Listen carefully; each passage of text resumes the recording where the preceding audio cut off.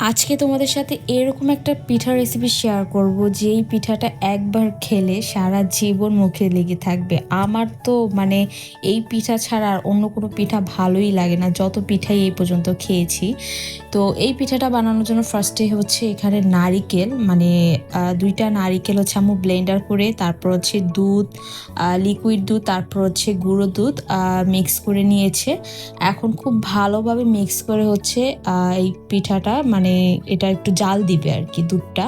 তো তারপর হচ্ছে এরকম একটু বলক আসার পরে এখানে আম্মু সাথে আর একটু পানি অ্যাড করছে।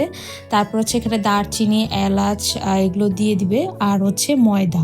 এখানে অবশ্যই ময়দা দিতে হবে, কারণ ময়দা দিলেই পিঠাটা অনেক সফট হবে। তো এখানে আম্মু প্রায় 1 প্যাকেটের মতো ময়দা ইউজ করেছে। এখন হচ্ছে এই দুধের মিশ্রণের সাথে এটাকে খুব ভালোভাবে মিক্স করে নিতে হবে। এখানে কিন্তু খুব ভালোভাবে মিক্স না করলে পরবর্তীতে কিন্তু ডোটা ভালো হবে না, তাই অবশ্যই খুব ভালোভাবে সেদ্ধ করে নিতে হবে আর খুব ভালোভাবে মিক্স করে নিতে হবে। এখন হচ্ছে পিঠাটা চুলা থেকে নামিয়ে যে আঠাটা এতক্ষণ সিদ্ধ করেছে সেটাকে হচ্ছে এখন চুলা থেকে নামিয়ে একটু ঠান্ডা করে এখন হচ্ছে মানে একটু ডলে নিবে। এখানে কিন্তু খুব ভালোভাবে হচ্ছে পিঠাটা ফিনিশিং করতে হবে, নয়তো কিন্তু পিঠার ফিনিশিংটা ভালো আসবে না। অবশ্যই হচ্ছে খুব ভালোভাবে এখানে একটু এফোর্ট দেওয়া লাগে। যত ডোটা সফট হবে ততই কিন্তু পিঠাটা মজা হবে। তো এই পিঠাটা বানানো একটু কষ্ট, তো তারপরও কিন্তু খেতে কিন্তু অসাধারণ। মানে একবার যে খেয়েছে তার সেকেন্ড টাইম খাওয়ার জন্য পাগল হয়ে যাওয়া লাগবে। তারপর হচ্ছে এখানে আম্মু এখন হচ্ছে পিঠাটা বেলে নিচ্ছিল। এখানে হচ্ছে বেশি চিকন করা যাবে না, মানে রুটির মতো হচ্ছে বেলে নেবে, কিন্তু একটু মোটা থাকতে হবে। তারপর হচ্ছে এখানে আম্মু শলার কাঠি দিয়ে হচ্ছে ফুল অ্যাড করে নিচ্ছিল। এখানে চাইলে কেউ অন্যরকম যে পিঠা যেই এগুলো পাওয়া যায় যে ছাপ দিয়ে ওইভাবেও কেটে নিতে পারে, কিন্তু আম্মু হচ্ছে সবসময় এভাবে হাতেই কেটে নেয়। যদিও সবাই এরকম ডিজাইন পারে না, বাট যারা পারে তারা কিন্তু এইভাবেই হচ্ছে ডিজাইন করে নিতে পারো। এটাও খুব ইজি।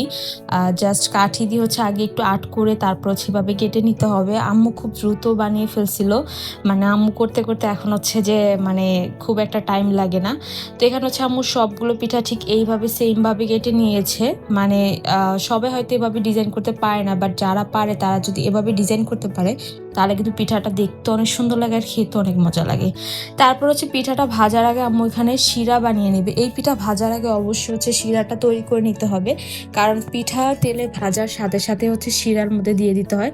তো এখানে হচ্ছে আম্মু 4 চামচের মতো হচ্ছে চিনি নিয়েছে, তারপর হচ্ছে দারচিনি, এলাচ আর হচ্ছে তেজপাতা দিয়ে শিরাটা তৈরি করে নিয়েছে। তারপর হচ্ছে একটা প্যানে আম্মু ডুবো তেলে হচ্ছে এখন পিঠাগুলো ছেড়ে দিবে। এই পিঠাগুলো কিন্তু খুবই অল্প আঁচে ভাজতে হবে। চুলার জাল যদি বাড়িয়ে দেয় তাহলে কিন্তু ভিতরে কাঁচা থাকবে আর উপর দিয়ে হচ্ছে পিঠাটা পুড়ে যাবে। তাই অবশ্যই খুবই অল্প আঁচে, মিডিয়াম আঁচে চুলার পিঠাটা ভেজে নিতে হবে। খুবই আস্তে আস্তে, অনেক টাইম লাগে এই পিঠাগুলো ভাজতে, বাট এভাবেই ভাজতে হয়, নয়তো পিঠা ভিতরে কাঁচা থাকে। তারপর হচ্ছে এই তো ভাজার পরে আমার সাথে সাথে হচ্ছে শিরার মধ্যে দিয়ে দেয়। শিরার মধ্যে দিয়ে বেশিক্ষণ রাখা লাগে না, জাস্ট শিরার মধ্যে একটু রেখে তারপরে উঠিয়ে ফেললেই কমপ্লিট। তো আম্মু তো এই পিঠা বানানোর সাথে সাথেই হচ্ছে আমি টেস্ট করা শুরু করি। মানে আমি একদমই লোভ সামলাতে পারি না, আমার সব থেকে পছন্দের পিঠা যদি হয় তাহলে এই পিঠা। তো এই পিঠাটাকে অনেকে নকশি পিঠা বলে, আমাদের দেশে হচ্ছে পাক্কন পিঠা বলে, জানি না কোন দেশে কি পিঠা বলে। বাট দেখো কতটা ভিতরে জুসি হয়েছে। তোমরা কিন্তু অবশ্যই বাসায় এটা